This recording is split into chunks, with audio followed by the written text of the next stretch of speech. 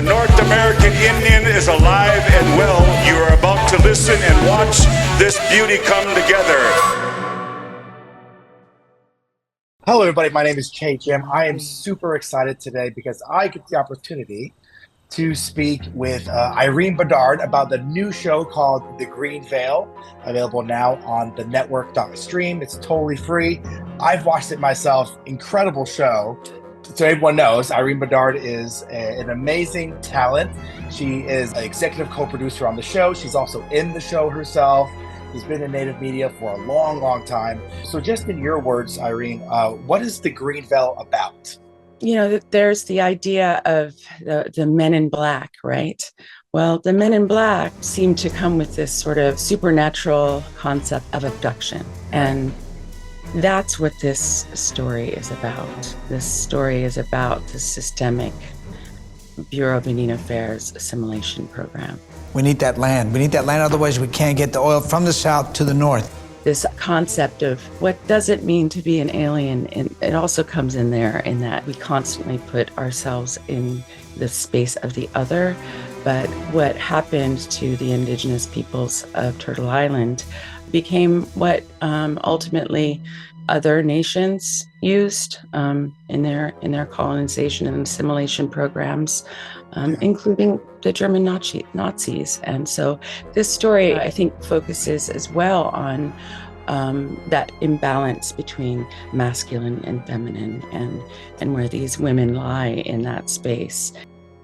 In the show, you play a character, Glennie Sutton. What can you tell us about that character? Well, so Glennie was accepted to Yale. She's a smart woman. She's very connected to her land and her ancestors. And I feel like her story in this is that fight to keep that line of her being the mother to another of the descendants of her people, of the Mohegan people. My name, Gudairuk, it's a name that's given to us before we're born.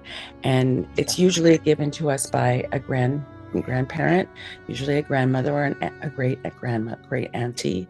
And it's usually one of their, grandparents. And so that we have this concept called Inua, that you are in this time, in this dimensional space, in this reality, you are the only you to exist from the beginning of time to the end of time, in this body, in this form.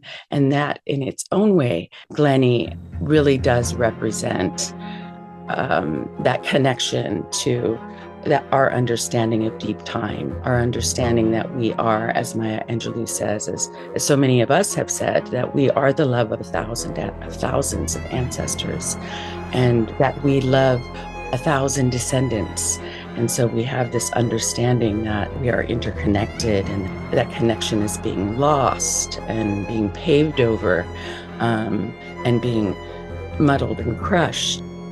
At least from what I'm gathering from what you're telling me, that in preparation for this role, it sounds like a lot of this has come from your own personal experience, right? Maybe like a little bit of our current existence as Indigenous people. Like you said, it encompasses MMIW, it encompasses even the 60s scoops in Canada. I'm sure that whole adoption process, all that kind of gets poured into this character for you.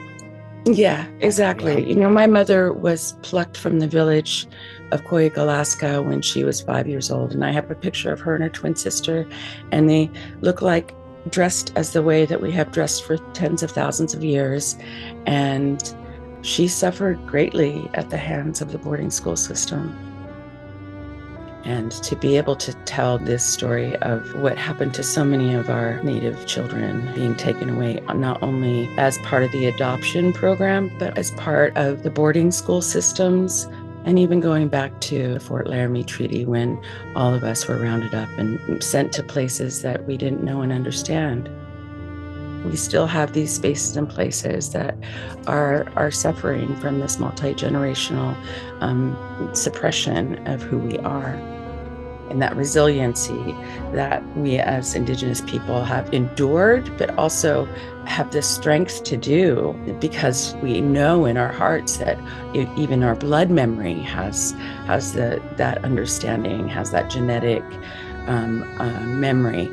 And the telling of these stories just really shines a light on those places of need, helping us to heal and deal with those multi-generational traumas. Yeah. If there's one thing, right, that you really want the viewers to take away from this show, what would you say that would be? Strength and Strength. resilience. And resilience. Yes. Yes. Absolutely. It certainly is an incredible story of resilience. There's so much to unpack there. I want to thank you so much for taking the time to talk with me today. And everyone who's watching, I really highly encourage you to watch The Green Veil, available now on the network.stream. It's totally free. Check it out. You won't regret it. Thank you all so much. Thank you again, Irene. Thank you.